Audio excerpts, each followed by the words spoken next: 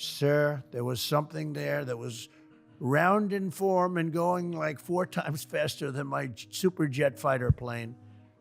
And I look at these guys and they really mean it. Yeah. And am I a believer? No, I can't say I am. But I have met with people that are serious people that say there's some really strange things that they see flying around. Unbelievable. Mr. Trump just did a complete 180 on the extraterrestrial issue. He started by stating that he's a believer in aliens. He then took a quick 180 and stated that he was not wholly convinced of the extraterrestrial phenomena. Mr. Trump made numerous blunders on the Logan Paul's popular podcast, Impulsive. Let's take a look at these blunders. You've stated that the government is in possession of potentially non-human spacecraft. Based on your experience and extensive conversations with experts, do you believe our government has made contact with intelligent extraterrestrials? Something I can't discuss in public setting. Okay, I can't ask when you think this occurred. If you believe we have crashed craft, stated earlier, do we have the bodies of the pilots who piloted this craft? As I've stated publicly already in my News Nation interview, biologics came with some of these recoveries. Yeah. Were they, I guess, human or non-human biologics?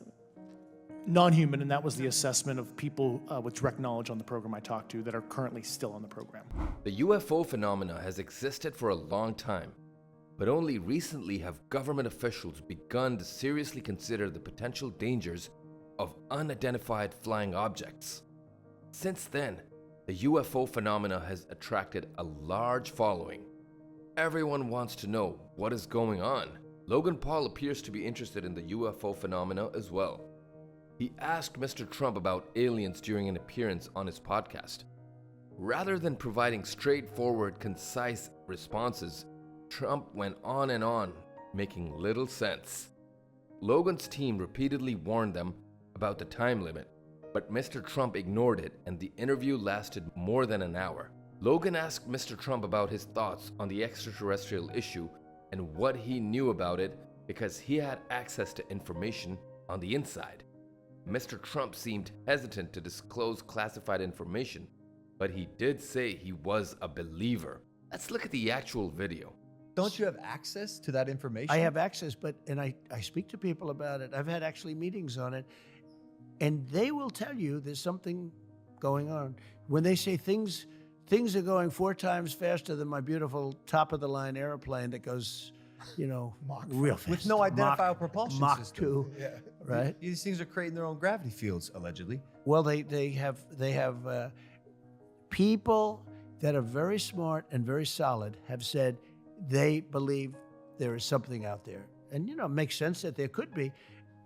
I've never been convinced, even despite that. I just, for some reason, it's not my thing. Mr. Trump seems to go back and forth on the issue. Just before, he said it was not his thing. He had stated that he was a believer. Let's take a look at that part of the clip. Sir, there was something there that was round in form and going like 4 times faster than my super jet fighter plane. And I look at these guys and they really mean it. Yeah. And am I a believer? No, I can't say I am. But I have met with people that are serious people that say there's some really strange things that they see flying. The stark contrast between Mr. Trump's 2 statements is noteworthy. He does not seem to be quite sure where he stands on the matter and appears a little confused. Mr. Trump was unable to decide what to say even after Logan challenged him and said that Mr. Trump must have access to inside information. Mr. Trump did not live up to the bold statements and revelations that Logan's show is known for, and that felt like an epic blunder. Logan abruptly changed the subject to artificial intelligence after that. Trump took to the same hot and cold approach to Logan's AI question. He first railed against AI, citing one of the AI advertisements he had seen, which he claimed was his own, but he did not make it. It was AI created. He did not mention what ad it was. He then went on to discuss how dangerous it would be if AI created a deep fake video of the US president launching a fake nuclear attack. He speculated that countries such as China and Russia lack a mechanism for distinguishing deep fake from legitimate content. He assumed that if this occurred, China and Russia would retaliate. Let's look at the actual video. When I saw a picture of me promoting a product, and I could not tell. The voice was perfect. The lips moved perfectly with every word. The way you couldn't, if you were a lip reader, you'd say it's absolutely perfect. And that's scary. In particular, in one way, if you're the president of the United States and you announce that 13 missiles have been sent to, let's not use the name of a country. We have just sent 13 nuclear missiles heading to somewhere, and they will hit their targets in 12 minutes and 59 seconds. And you're that country. And there's no way of detecting. I asked Elon, is there any way that, like Russia or China, can say that that's not really President Trump? He said there's no way. He did his customary backflip immediately after saying how dangerous AI was, and stated that AI was the future and that America needed to get ahead of China and Russia in the AI technology race. He also claimed that AI depended on electricity and it used large amounts of electricity. Let's look at the actual video. I've seen things that are so, you wouldn't even think it's possible.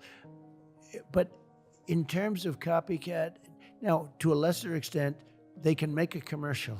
I saw this. Yeah. They made a commercial, me promoting a product, and it wasn't me. And I said, did I make that commercial? Did I forget that I made that commercial? It is so unbelievable.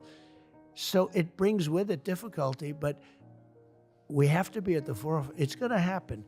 And if it's going to happen, we have to take the lead over China. China's the primary threat. Trump had just erred on the AI issue when Logan decided to invite President Biden for an interview out of the blue. Logan is an unbiased YouTuber who hosts a variety of guests on his podcasts, but President Biden's invitation to the show offended Mr. Trump. Trump declared right away that there was less than a 1% chance that President Biden would appear on Paul's podcast. But since Logan invited him, Biden has a 100% chance of appearing on the podcast. So throwing the shade on Biden kind of backfired. Let's look at the actual clip. Biden says, I don't have that problem. But, well, first of all, he couldn't do this interview. You asked him questions like this? No, we were talking about that. We were like, Well, we'd like to extend the invite to Joe Biden if he'd like to come on this podcast. Yeah, I think eventually. you should. You know what chance you have of getting him on? I'd say less than 1%. Okay? If you did that, it'd be interesting. I'd actually watch that one. Okay, see how long it lasted. I would really like to see Biden on the show. I think he'd do well. If Mr. Trump can do it, then so can he. Trump should have welcomed Biden's invitation. They could debate on Logan's podcast. Furthermore, Biden has just as much of a chance as Mr. Trump does. It's not a 1% chance. The following clip is from the 3-year-old debate between Trump and Biden. Let's look at what happened back then. Whatever position I take in that'll become the issue. The issue is the American people should speak. You should go out and vote. You're in voting now. Vote and let your senators know how strongly you feel. Vote now. Are you gonna pack the Make court? sure you, in fact, let people know He doesn't want you're to answer the senator. question. I'm not going to answer the question Why because wouldn't you answer that because question? the question You wanna put a lot is of the new question Supreme is Court justice, the radical question- left. Will you Who shut is your, up, man? listen, who? Biden can stand his ground in the debate. He can match Trump's energy. In contrast to Biden, Mr. Trump had positive things to say about Elon Musk. He described Elon as a terrific and spectacular individual. However, he seemed perplexed about how Elon's rockets worked. He said, "I saw the motors coming down and the engines coming, but no wings." Logan and his brother remained strategically quiet as Mr. Trump spoke out more and more about how the rockets worked. I think Elon might be good for this question. He's a terrific. I looked at the ship that went up, the spaceship, and I never saw this before. I saw this is like 2 years ago. I see the motors coming down, the engines coming down, no wings, no anything. I say, what is going on? Yeah. And nobody ever saw that before. And if you didn't have him, you probably wouldn't be seeing it, you know. And I called him, I said, what's that? He says, well, we want to be able to reuse the engines. I said, they don't have wings, they don't have anything, and they're landing on a platform in the middle of the ocean. I said, how cool is that? I thought I saw it all, but that was, no, he's a spectacular guy. Logan entered the interview by asking Trump how the youth of America can achieve their dreams in 2024. And Trump responded that the youth should vote for him because the country cannot make the same successful progress under Biden's leadership. He claimed that during his presidency, he was doing well with young people, women, men, and African Americans. But my question is, for other young people in this country who are looking to get ahead, because for a lot of them, times are tough right now. It's very tough. What would you say to them, kids who want to pursue their own version of the American dream and try to achieve their wildest dreams and make it all come true? I would say very simply, honestly, vote for Trump. Because with Biden, you're never going to do it. This country's going to hell. Vote for Trump. You know, we're doing great with youth. We're doing great with African Americans, with Hispanic Americans, through the roof, both of those groups, with women, with men, and with young people, we're doing very well. But I say vote for Trump. If you don't have the right guy in the lead, the country's not going to, you know, if the country doesn't do well, it's much harder to do even what you do, okay? Even what you do. So that would be a simple message. However, this information is completely inaccurate. According to a Pew Research article published on January 29th, 2021, the article stated, from his first day in Washington to his last, Trump appeared to revel in the political battle. He used his presidential platform to criticize a wide range of perceived adversaries, including the news media, members of his administration, elected officials from both political parties, and foreign leaders. He sent over 26,000 tweets as president, providing an unvarnished, real-time account of his thoughts on a wide range of issues, and eventually becoming so provocative that Twitter permanently banned him from its platform. In his final days in office, Trump became the first president in history to be impeached twice, the second time for inciting an insurrection at the United States Capitol during the certification of the election he lost, and the first president in more than 150 years to refuse to attend his successor's inauguration. The following video was published by the New York Times 3 years ago. It's an overview of Mr. Trump's presidency. Let's walk down Pennsylvania Avenue.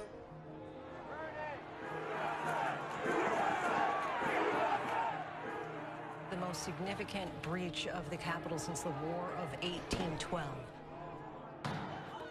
Twitter has permanently suspended President Trump's account. The President of the United States incited this insurrection. Take it now! He must go. The first president in history to be impeached twice. That's it for today, folks. Thanks for watching, and God bless America.